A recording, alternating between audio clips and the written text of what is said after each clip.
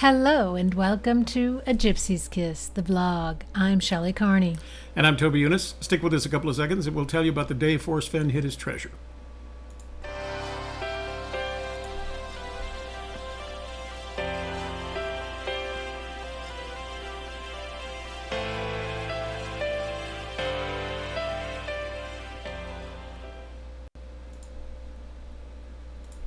And we're back.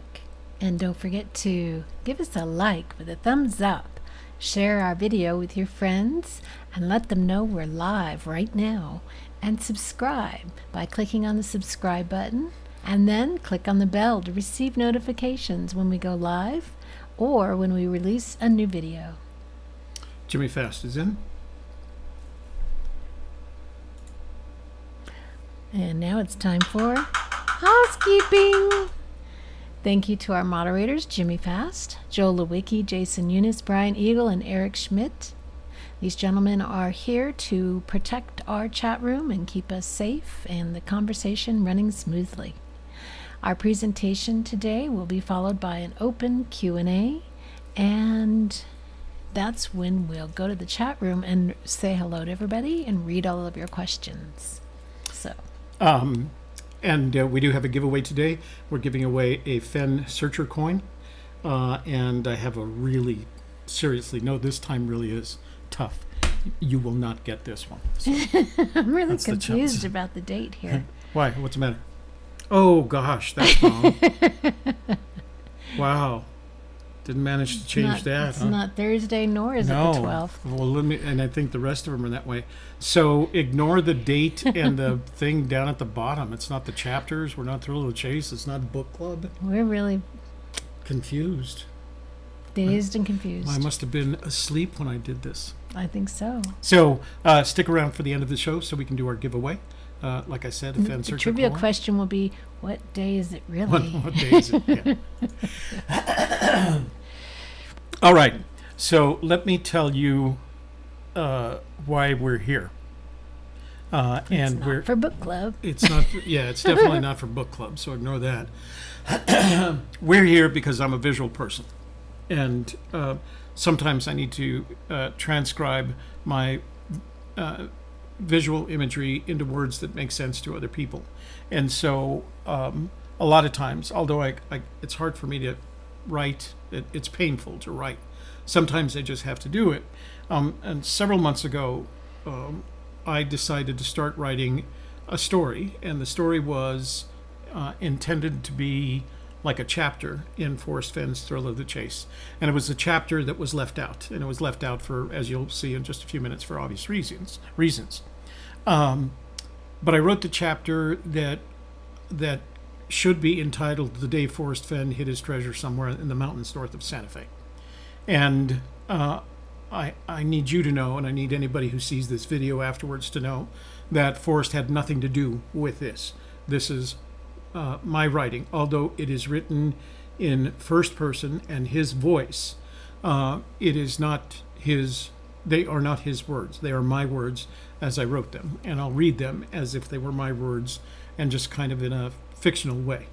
The reason I'm doing this is because this has helped us to visualize the area that we've decided upon has the most potential for us. So the big caveat for all of this is that this is our opinion. That's all. And the idea is to provide you kind of an understanding of this process of visualization so that maybe it would be helpful to you in you creating your own version of this story. So that's the only reason we're doing it. But Shelley and I both thought you'd like hearing it. Now, Peggy has some dialogue in here, and so Shelley is going to read. There's not a lot of it, but Shelley is going to read all of Peggy's dialogue so that it makes sense as we're going through it. It takes about 10 minutes, maybe a little bit longer. It isn't much, but it's the story as we see it. Okay? So is everybody ready? Let me see how many people we got. Yeah, we should have enough. Okay, so here we go. The Day Forrest Fenn Hid His Treasure Somewhere in the Mountains North of Santa Fe by Toby Eunice and Shelley Carney. Like every morning, the alarm in my head off. Well, let's start that over. I knew I was going to have trouble with this.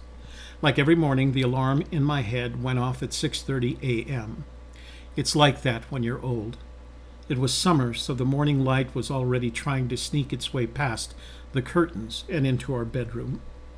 Peggy lay asleep on the other side of the bed, snoring softly in a ladylike way. I sat up, pillows against my back, and started thinking about the day ahead of me. I spend about an hour every morning just thinking. Today, though, required some hard work, although it was a day I had planned for years. A while later, Peggy awoke. We exchanged greetings, and she headed off to her morning routine. I stayed where I was and focused on a sliver of sunlight that was sliding along the far wall. When it reached the mirror on the dresser, I got out of bed, showered, dressed in some jeans, a short-sleeved shirt, crew socks, and my hiking boots. I pulled my hat off the closet shelf, a light jacket from the rack, and dropped them onto the chair in the foyer before heading to the kitchen. Peggy was sitting at our large wooden table with a half-filled glass of orange juice and a newspaper held up close to her nose, even though she was wearing glasses. I made myself a cup of tea and a bowl of oatmeal with raisins and nuts. I poured a glass of orange juice and sat down at the table. While I was eating, I had a conversation with the newspaper Peggy was reading. "I think I'll head up north for the day," I said. The newspaper asked, Fishing? "Maybe. Depends." How long? "Most of the day." Drive safe. Take some water bottles with you. Want me to make you some sandwiches? "Yes, please. Peanut butter and strawberry jam will do."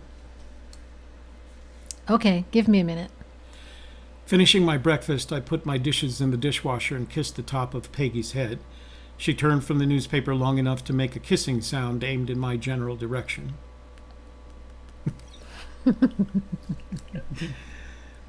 I headed to my vault and spun the combination lock right, left, right, and then left again. The door clunked to let me know I had spun correctly. Then I swung the door handle to the left and pulled it open.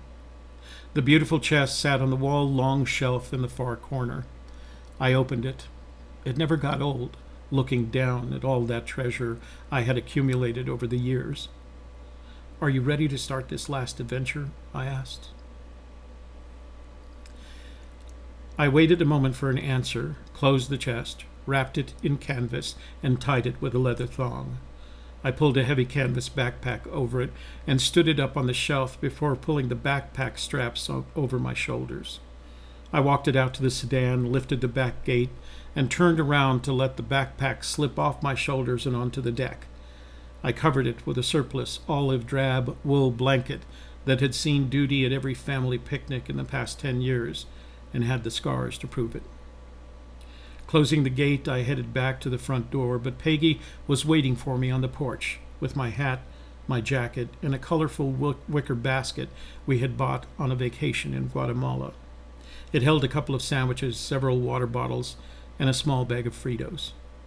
Get your fishing rod? I did. I leaned down to give her a peck on the cheek. She put her hand on my shoulder. Be careful, Forrest Fenn. Be back for dinner. I'm making chicken pot pies. I loved chicken pot pies and told her so, but by that time she had turned and was walking away. I know. She said to the front door. I know. Having filled the tank the night before, I started the car, headed out of the gate and down to Old Santa Fe Trail and then Old Pecos Trail through almost the center of Santa Fe. Passing the National Cemetery with its long rows of white tombstones, I flung them a salute that never would have passed muster in the Air Force, but it was flung in a respectful way. The drive was a little over 3 hours, but I stopped once along the way to top off and visit the latrine. I drove north until a little after I crossed the New Mexico-Colorado border. Then I headed west until I reached a turnoff into the National Forest, then south and west along Forest Service roads for about another hour. I crossed the railroad tracks and headed down the river valley.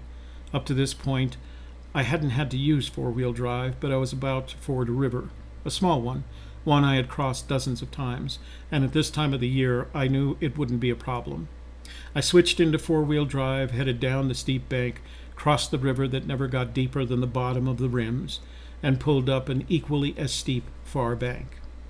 From there, it was a short drive on a dirt road to where I headed to what I had always referred to as my launch point. I pulled up, turned off the car. I sat for just a moment, long enough to wonder if I knew what I was doing. Then I opened the door and stepped out. It was a perfect day of turquoise blue sky with brush strokes of puffy white clouds, a light breeze, raptors overhead hunting small game, the smell of sunshine, pine, and sage with a hint of cow poop. I was alone except for the ever-present herd of cows that casually scattered in a dozen different directions as I drove up. But the cows were actually a good thing, an indication that there were no bears or cats in the area. I lifted the back gate and leaned against the deck long enough to eat a sandwich and drink a bottle of water. I figured it was a good time to eat the Fritos, as I could use the energy. I knew my walk was about 45 minutes, but I already decided to hide the treasure in 2 trips, one to take the treasure and a second to take the chest. 42 pounds would have been too much to carry in a single trip for me. Once I had finished my lunch, I pulled the wool blanket back from the backpack. I poured the chest out of the backpack, untied the leather thong, and unwrapped the canvas. I spread the canvas on the deck and poured the contents of the chest into it. Then I lifted the corners of the canvas into a ball and tied the leather thong around the top to close it up. It alone was light enough to lift into the backpack. I cinched it up and swung it onto my shoulders. Closing the chest, I covered it back up with a wool blanket, closed the lift gate, and locked the doors. I headed east down into the river valley. There was a trail I could follow for a bit, but it evaporated as I got closer to the river. Only the most passionate of fishermen would head much further. As I walked, the terrain changed and eventually led me to a place on the river that could best be described as a rock-walled canyon. I knew every inch of that rock-walled canyon, every niche, every hole in the wall, every set of steps made by the water and the wind and other forces of nature. I knew exactly the place I wanted to hide the treasure, and had things worked out differently alongside it, my body. I had showed it once to my father, not explaining to him why, but he was fascinated by it anyway. This would make a heck of a hideout, if I ever needed a hideout, he had said. How did you find it? Luck, I said, but the sun had helped. He shook his head in that way that he did just before he was about to say, Forrest Fenn, son, what am I going to do with you? But this time, he didn't say it. I made my way to my special place, first along the river bank, and then carefully up a natural stairway to a place well above the high water mark. You could only see the entry from one angle, the rock camouflaging itself against itself. I had to take the backpack off to squeeze through, dragging it behind me. I stood for just a moment to appreciate the wonder of it, a hiding spot that could tolerate the centuries. It would take a very wise man, or woman, to find it. I removed the canvas bag containing the treasure and placed it on the ground. I knew that here it was safe. I walked back to the car, checking off each of the places that were represented in the clues in my poem, making certain, once again, that correctly interpreted, they would lead to the treasure. The trip back to the car seemed shorter, and, as usual, there was no one around when I arrived. This time, not even the cows. I unlocked and lifted the gate, slipped the backpack off long enough to put the chest into it, swung it onto my back, and grabbed a water bottle to quench my thirst. I headed back to the treasure. Once I was safely inside the niche, I took the chest out of the backpack, rested it upon a rock shelf just big enough to hold it, and poured the treasure back into it, careful to set the olive jar aside so as not to break it. I took a few moments to arrange it so it looked its best, finishing by resting the silver and turquoise bracelet atop everything else so as to remind the finder of how important it was to me. I closed the chest one last time, and kneeling beside it once more, in what seemed to be a countless number of times, I asked myself, if I knew what I was doing. I did, and it was time to go. Leaving the treasure chest, I headed back to the car. I tired on the return trip and realized the one bottle of water had not been enough. Up the last hill, the sun was low and not yet setting, but the evening chill was making itself known to this old man's body. I popped the liftgate open, swung the now empty backpack onto the deck, and in my head heard my father say, "Forrest Fenn, did you just do that?"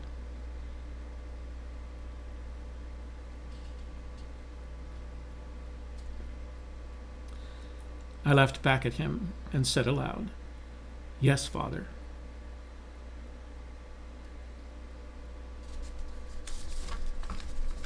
I just did.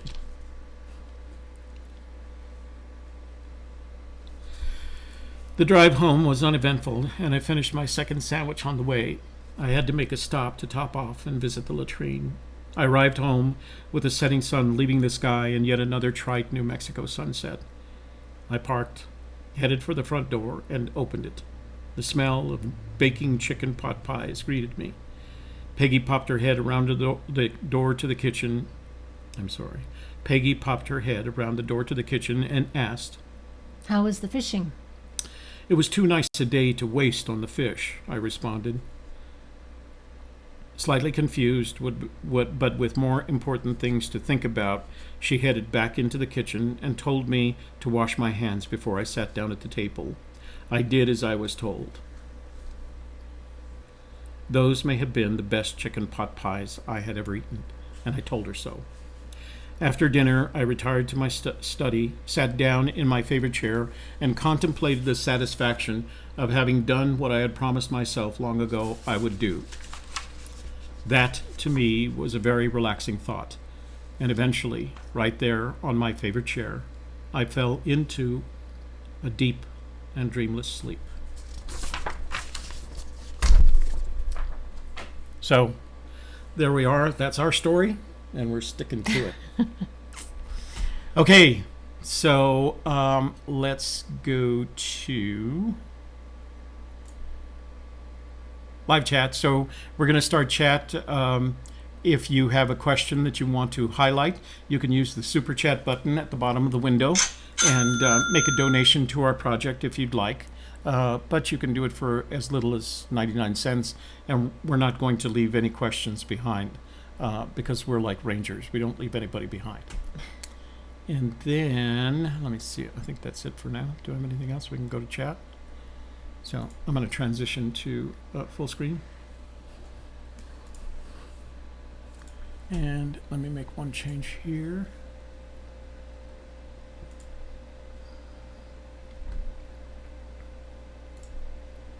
Okay, so I'm going to take you to the chat window. Whoosh. Whoosh, you're there. And let me go back up to the top. Okay. All right. Well, let's begin by saying hello to everybody in the chat room, starting with Jimmy Fast, Cindy Guest, JL, Journeyman from Missouri, William Ortiz, Brent from Austin, Texas, Fenn Treasure Hunters here, Rick Plank from Cincinnati, David Graham from North Carolina, David Dow, Rudy Boldregini. Your name? Yeah, I think so. Jeremy Milstead, Larry Lamb Oh, I thought from that said Kansas. Terry Lamb. Kansas. Oh, Kansas, with the Jayhawks. And Sean Martinez from Clovis. Oh, Sean was the... Oh, Sean, I need to apologize, and that is, I forgot to send you your coin this weekend. I promised to put it in the post this afternoon, and I will send it priority mail. I apologize. I just had too much to do this last weekend, so I didn't get to it, but I promise it'll be there in a couple of days. So many parties to go to. Yeah, exactly. Gage Cockerham is here from Montana. Cherry. She says, I believe it's a she. It could be a Cherry man. is. I don't Yeah. know. Your last recon, you said Forrest would have had to cross the river 4 times. Why? I didn't, Cherry, I didn't say that. it wouldn't be necessary. It's not part of our solution, and I don't ever remember saying I didn't say that. So, go back and take a look at what I said, and then consider re-asking the question. All right. Unknown searcher, hello from somewhere. Odious Soul is here. Unknown and hello from somewhere. That somebody wants to remain anonymous, huh? John Polasic is here. Oh, hi, Shannon. Coyote Jack. 9 clues, 9 geographic locations. That's all you need. Okay, good to We go. agree. Yeah, we can't disagree with that. James Cruz, howdy. Saffron, hello.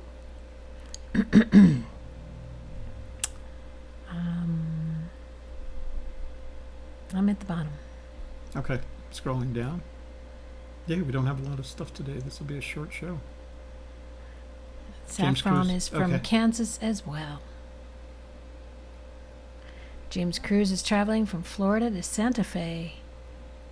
Sure, the cell signal will die shortly. Oh, on the way. Wow. Serious. Well, if you find yourself in Albuquerque, call us for a cup of coffee.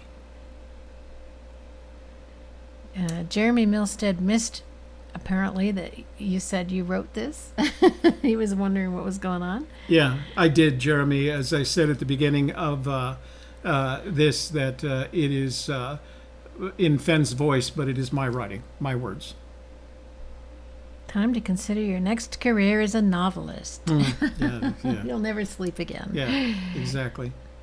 Odious Soul likes the Faster chat chat. option. Yeah, so does everybody else, Shannon, apparently. Never met a woman that would let such a nondescript explanation of where I was going. Well, I believe That's why when it's you've been just married for that long, it's just like you're used to it. it's my fictional kind of woman. How's that? Writing these directions done. Down. Down. Done? Down. Oh, okay. Shane from Florida is here. Edward Owen from San Juan, Navajo City. Wait. Or he's just saying San Juan, Navajo City is where warm waters halt. Oh, Edward, you are going to love today's trivia question. Jason's here. Hey, Jason, are you going to do a show right after this? Let us know if you're. He says he's on the road. Oh, well, then he's not going to do a show. He must be on his way to deliver stuff in Santa Fe, maybe. Okay, so no Jason show after ours. Hydromakers, hello.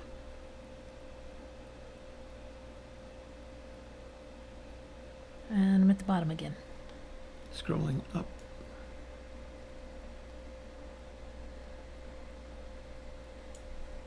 Oh, Jason says he's a songwriter.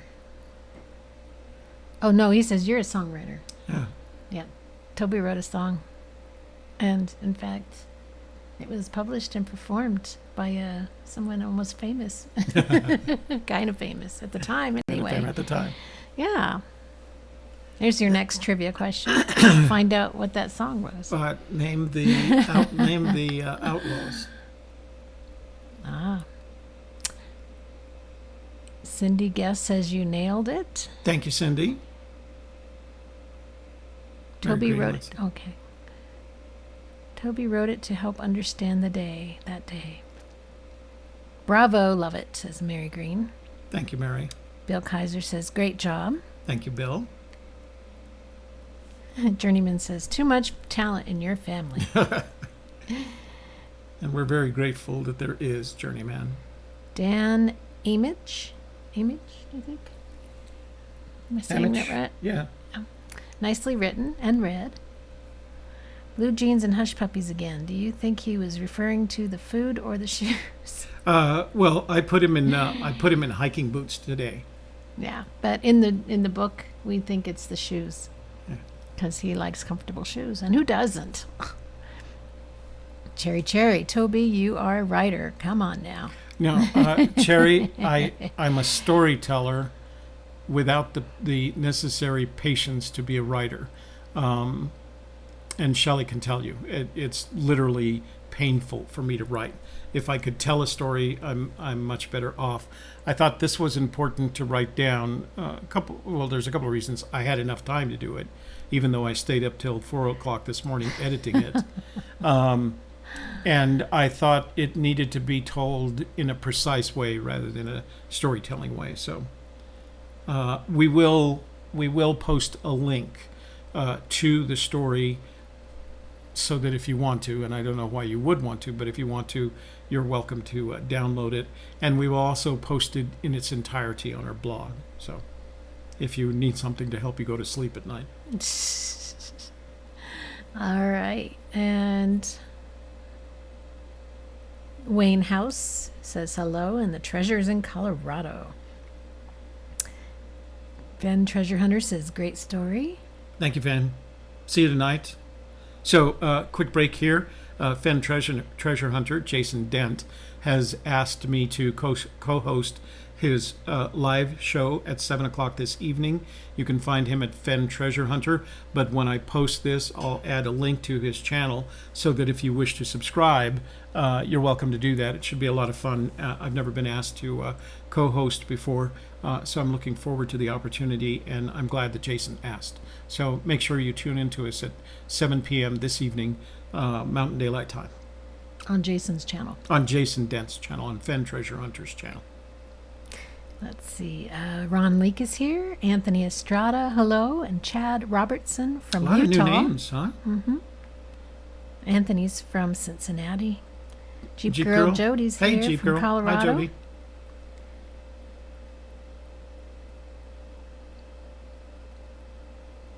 Rock Chalk Jayhawk. I don't know. We're making little rhymes here. What's that mean? So, Wayne, what's funny about this area is you can smell when you're around them, especially in the fall when they're, secreting their pine tar. You can smell pinon trees. But pinon doesn't have a smell in and of itself until you roast them, and then the smell permeates the house. But out in the field, you can't smell pinon. You smell pinon trees and the pitch that they secrete. It's very distinct. It's also used as to make a glaze. The Spanish colonial retablo artists collected in vast quantities to use it to make a glaze to cover their artwork. So Sean said he had boots on the ground this past weekend anyway. Oh, good. And Ron Leake says, where is it written that Forrest Fenn's father knew of the special place? Nowhere. Right here, yeah. In this story right here. It's a story. It's a fiction. We don't know. We made that up. That's the problem. Your boots are on the ground. I'm late, but I'm here. Hello from Houston, says Houston. JT.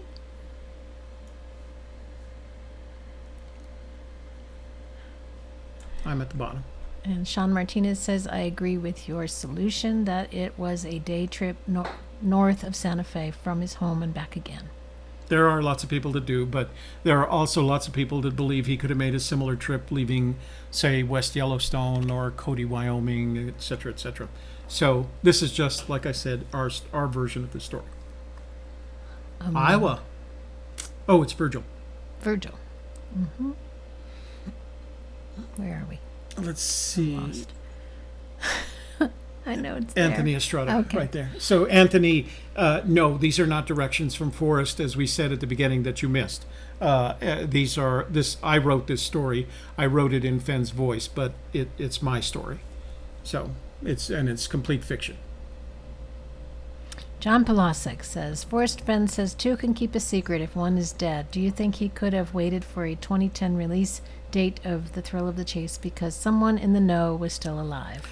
John, the assumptions we had made is the only ones that he would have trusted. So there were lots of people that knew he was going to hide a treasure, but we believe that the only one he would have trusted with the actual location would have been either of one or both of two people, his father and Eric Sloan. We do not believe he shared that location with anyone else intentionally. Jason is on his way to Tucson for Western National Parks show. Oh, Citra FPV. That's a new name. Howdy from Florida. that is a new term. Citra FPV, first person. What's Visual? FPV? I don't know. Could be anything. We could make things up. Let's see. Jay, Minnesota. Great topic. Hi. Wayne House. I will be Jana. leaving soon to go get the treasure. Oh, good. Put it all to rest. Thank God. We can change our channel to something else. I have 3 possible solutions. All right. Happy trails, Semper Fi. Semper Fi, Mac. Although I'm not a Marine, but I respect Marines. Sean Martinez. Have you ever run into barriers of a sort installed within the woods, rivers, canyons, etc. after 2010? Barriers that could potentially limit access to the original hide location.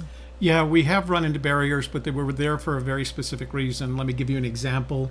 The last time we wanted to cross into one of the forests in New Mexico, they had closed the forest and the fire roads, I'm sorry, the Forest Service roads were blocked.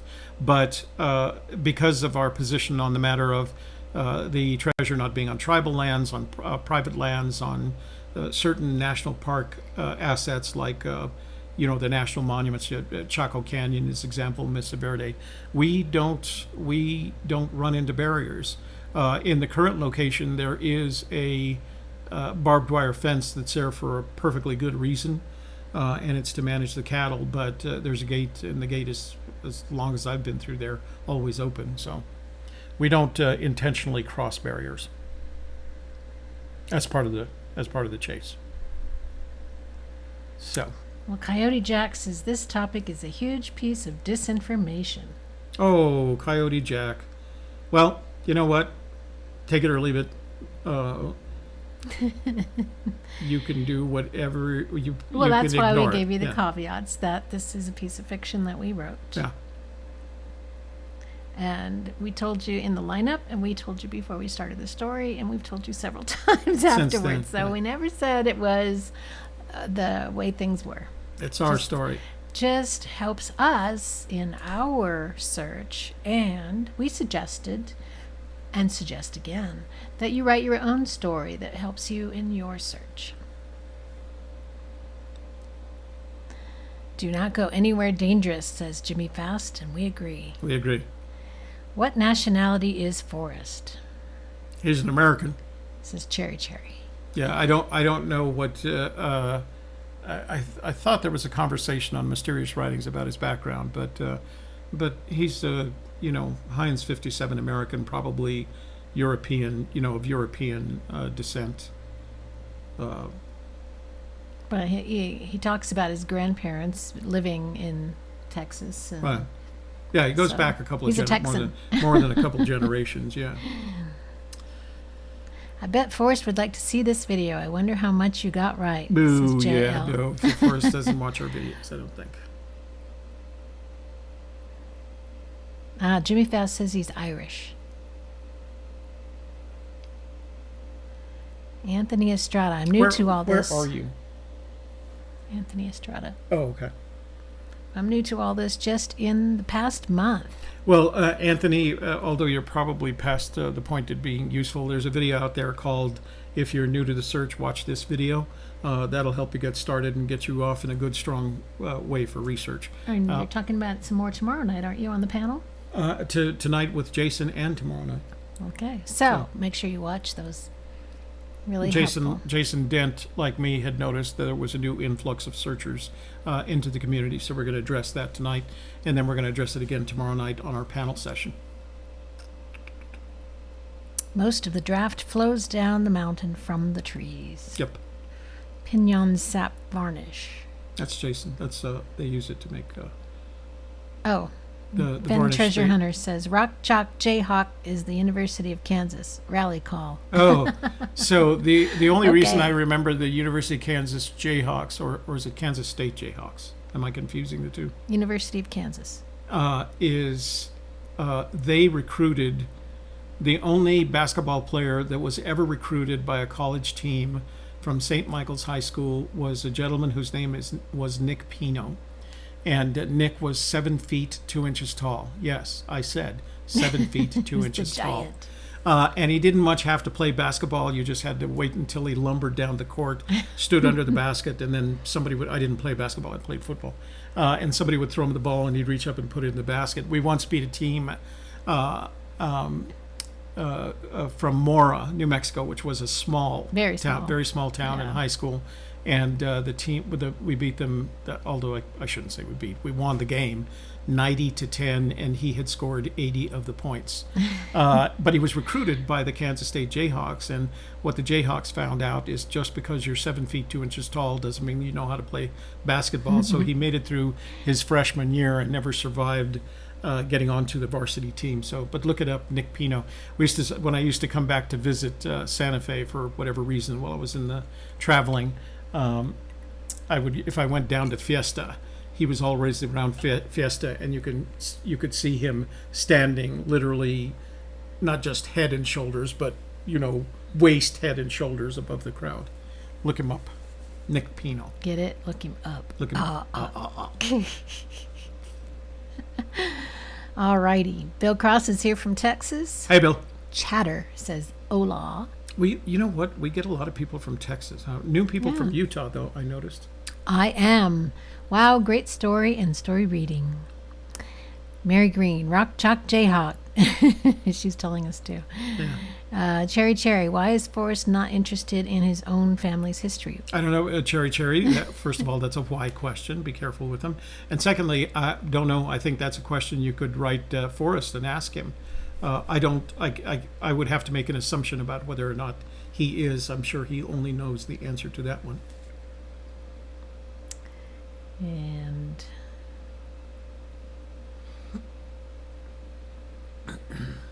Rudy Boldragini, I will have boots on the ground this week too.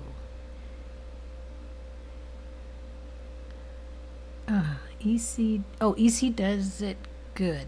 But that was a different Massachusetts. one. EC does it good. Massachusetts. I spent I spent more than that, but I was at Fort Devens, Massachusetts for Rapid Rabbit and my training in traffic analysis. And it's not cars, it was radio traffic at the time. Citra says FPV stands for first person view. I think we said that and we were right. First person view, yeah. Very nice. Hey, I kind of knew that. Anthony Estrada, do you think the number 12 by Where Warm Waters Halt has anything to do with the puzzle at all? Anthony, I don't know, only because I don't know about the connection that you're making between 12 and Where Warm Waters Halt. Sorry. Is it in the book? Is there a 12? Not that I'm aware of. Well, interesting question. I'm going to have to pick that one up. Edward Owen, food for thought. Could not Forrest have been in Bozeman at his sister's or in a trailer somewhere camping? Yes, Edward, as we tell everybody, this is our version of the day. There's no reason why any other version is plausible. There is no evidence one way or the other that anyone is right or wrong. That's right. And we won't know until he... RGM, I think you should add written by Toby Eunice to the title of this video. Casual searchers may think that Forrest wrote it, as some of your viewers already have. RGM, thanks for the advice. I probably won't do that. Edward Owen. It says in the description box. Yes, it'll say it in the description. And he left there and made it back for dinner. Great job, Toby, on your reading. Thank you.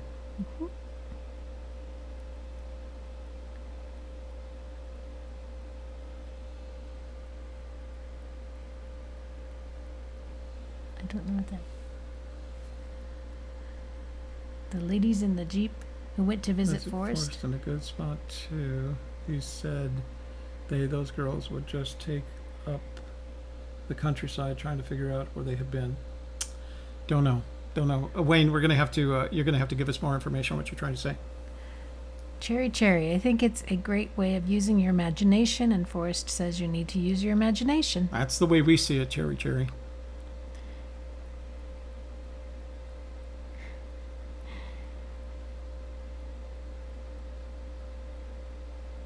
You were part of the DNA? I know you have DNA in your body. I don't know what the DNA is. This topic is designed to throw you off your concentration. Oh, the Toby NSA. was part of the DNA. I Actually, it was corrected it there. Okay, NSA. yeah, NSA. Not to be trusted. Wow, Coyote Jack. Not to be trusted. Not to be trusted. Oops, thank you, Jimmy Fast. Well, Bye. I'll tell you what. I've known a lot of people in my life, and I trust Toby more than most anybody else. So that'll tell you something. Jen Kerb, any news on Michael Hoole or the Italian family? No, I haven't talked to either one of them. We had lunch with Michael. I think I mentioned we had lunch with Michael and his wife on Friday. And then they were off, headed up north. So we didn't expect to hear back from them until this week, late this week sometime. And Massimo and I are making plans to have the kids over this weekend so that they can play in the pool. But he's just touring the area. I don't know that they've actually gone out searching since they arrived here. I think they had a plan for it last weekend, but I haven't talked to them since. Depends on the weather and the fires and all that. So we've been having a lot of rain the past few days. So we should have, you know what, I actually had pictures of both of them, us with both of them, and I forgot to put them in today's show. I was planning to do that, but we'll share them again we'll share them next week. Oh, okay. Miwi, hello from Rio Rancho. Thank you for your interpretation of Forrest Fenn's Day. Makes me understand chicken pot pie is a favorite. Not on. I'm not sure what that means.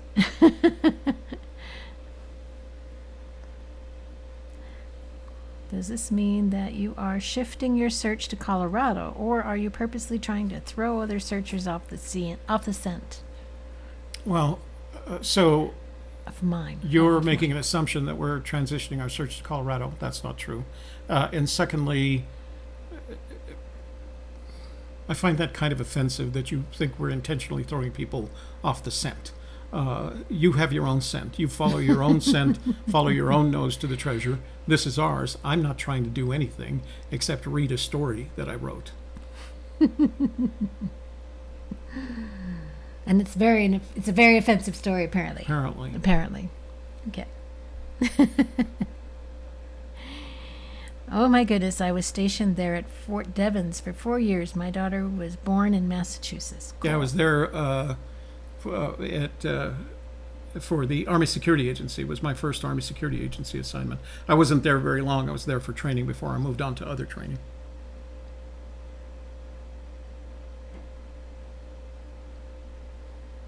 I'm not sure if this is directed to us because it doesn't say GK on it. Hey, Joey Perro. Long time no see, buddy. Oh, yeah. How are you doing? Welcome back. It has been a while, hasn't it? Chad Robertson, heading from Utah to southern Wyoming for a 4-day search. Any ideas or tips that could help? Carry bear spray. Carry bear spray and visit Sinks Canyon, whether you believe the treasure is there or not. It's a beautiful area. Yeah.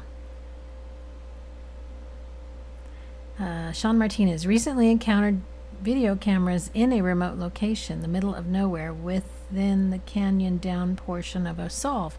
Very interesting how they were installed. No one gets past unknown. Are you talking about field cameras? Yeah, that's not unusual. We've seen them a couple of times. They generally speaking are set there by one of two kinds of people. Either they're hunters trying to follow the game, trying to figure out where the game is for the hunting season, or they're people trying to prevent other people from entering their private property and recording them. Shane says, how could and would Fenn write the poem where everyone is treated equally and nobody has an advantage over the next person? Shane, the example that we use the most often is it's like a lottery, right? Everybody can buy a lottery ticket. Everybody has a choice of either picking their own numbers or getting the numbers that a machine has chosen for them. And in the end, none of us will ever know whether or not the numbers we're using are correct until the treasure is found. So it is the great equalizer. Everybody has an equal chance at finding the treasure. Because it's exactly like a lottery. You pick your numbers and you wait your turn, and you're never going to know if you're right until you actually win. Now, we originally came up with the idea that because Forrest Fenn wrote this book, only put out 1,000 copies, and was selling them all in Santa Fe, he was selling them specifically to the people he knew in the Santa Fe area, and so that they might have some kind of advantage figuring out the clues and finding the treasure. But it's been 8 years and nobody's found it yet, so he must have done a really good job of hiding it.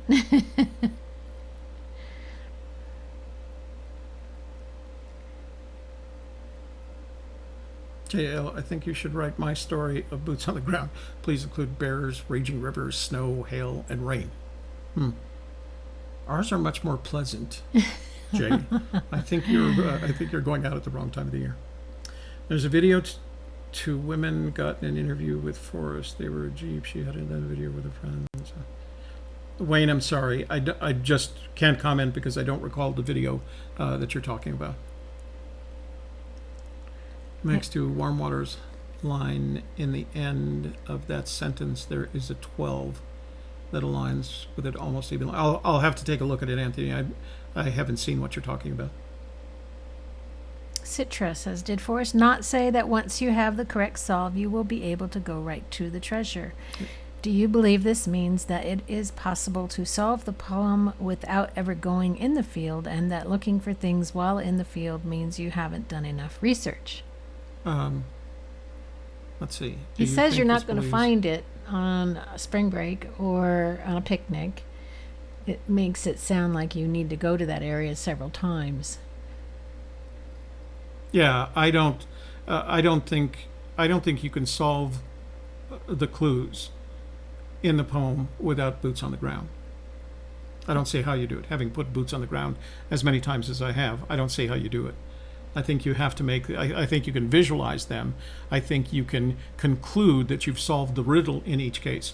But I don't think you can actually make the connection between your visualizations of those clues and actually finding the physical objects they represent until your boots on the ground. Minotaur says, loved your story. From where warm waters halt to the blaze, how many miles total? It's less than a mile. A half mile.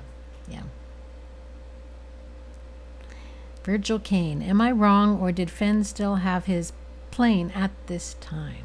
Virgil Kane, what time? You're He sold his plane in 2000. He sold his plane in 2002. The transaction was completed in 2003, and that was the year he let his medical lapse, which means he couldn't be relicensed by the FAA as a pilot. So, depending on the time that you're talking about.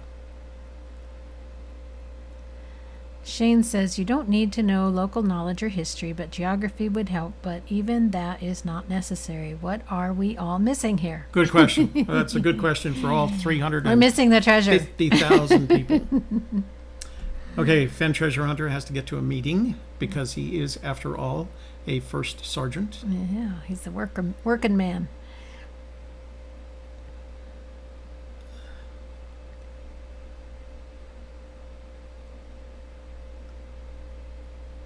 Gage says it was a very well-written story. Thank you, Gage. I appreciate it.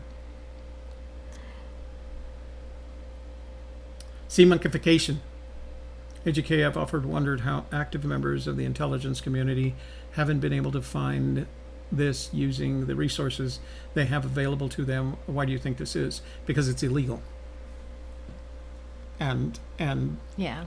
You can't use those resources for your own purposes. It's illegal for you to use those resources, and because of the technology they use to monitor, they would know. And for somebody that has this, for somebody who's doing this kind of work, they carry at least a top secret clearance, and the punishment in most of the cases is exacerbated because of the fact that you carry a top secret clearance. So it's not allowed.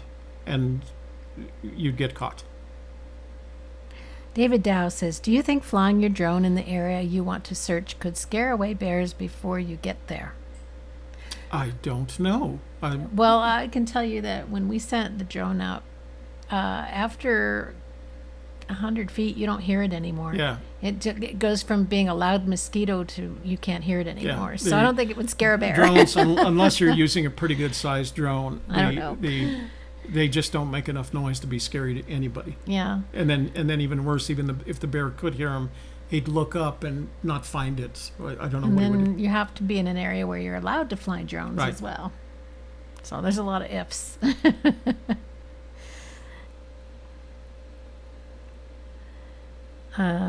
Gage says, have you heard any more about where Forrest Fenn's grandsons have been searching? No, we don't. I doubt he's going very far. I don't think he drives yet, does he? I don't know. He looked Sam? old enough to drive. I think he drives. Oh yeah. He was young. He's He's a pretty big young. kid.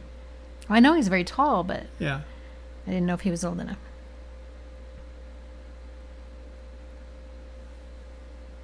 But I doubt he'd go very far. Mitchell Moore missed the story. Are we going to put that on the blog too? Yeah, Mitzi, we're gonna post a link so you can watch it. We're gonna post a link to the actual story, Written story? written story, and then we're also going to post all of this on the blog, so you'll have lots of options. Coming. Should have asked if Finn could have used a plane to get to the Heidi spot. Well, in our version of the story, no. There's no nearby airport. Yeah.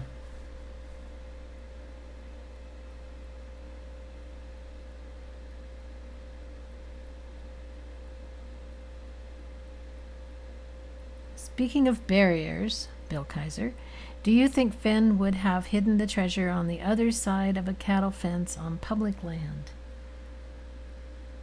The problem with cattle land is it's so flat. Yeah. There's nothing to hide behind. Yeah, you're not gonna. The funny part about it is, so there are cattle fences all over public land.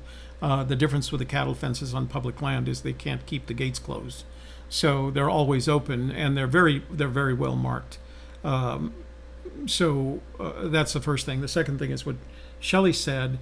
Most of the cattle land that we've been on is, although it's in valleys, it's in a flattened part of the valley so that the cattle can get around. Cattle are not very good at managing, rocks and scree slopes and things like that. Especially when there's like a nice flat place to lay down and eat some grass. Why go over there? Yeah.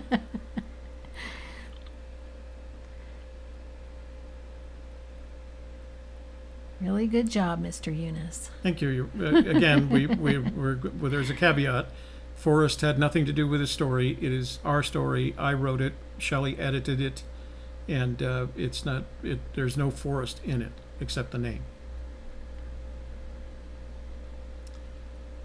He could have Jay, but if you've looked at the places that we've been in, there is not a sandbar wide or long enough to land in air, even a short STOL, short takeoff and landing aircraft.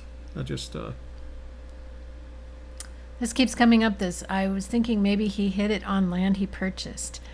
We've talked about this with many people, and we keep coming up with the same thing, is that we don't know that he has any land. So if you see on a map that land is private, you shouldn't be going on it at all. Anyway, yeah. Even if you think Forrest might own it, it's illegal. It's trespassing. So we don't recommend it. We wouldn't do it. And I don't think he would recommend it as well. So I can't see him doing that. He likes his privacy. People have tried to get onto his house property many times, yeah. and he's had to call police to tell the people to leave and stop coming back. So I just don't see it. Joey Perro says he thinks that Forrest probably hit it in 2009. Let that one go.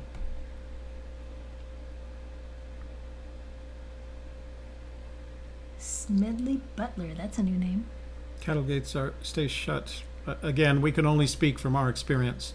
The cattle gates the cattle fences that we've seen on public lands have always had a gate that remained open. But that's our experience.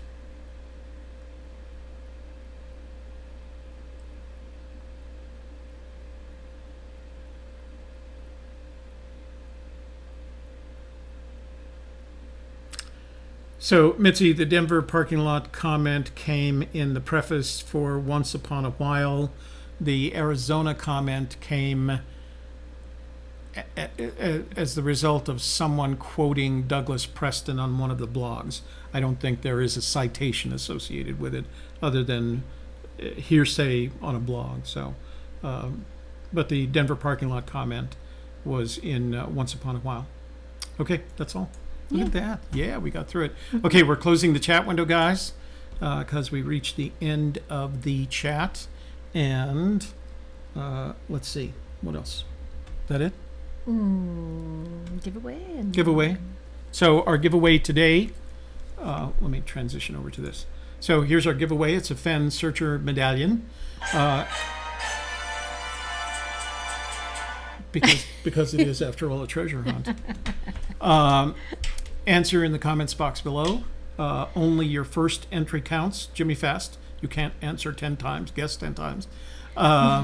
New winners only. So if you've already won, and you're not going to qualify for this one. We have a 6-hour time limit from the close of this show, and you must be a subscriber to win. Okay? Are you ready? You ready with your little... Yay. Okay, there we go. So you get to see it. Of course, it'll be here afterwards, but you get to see it for 5 seconds.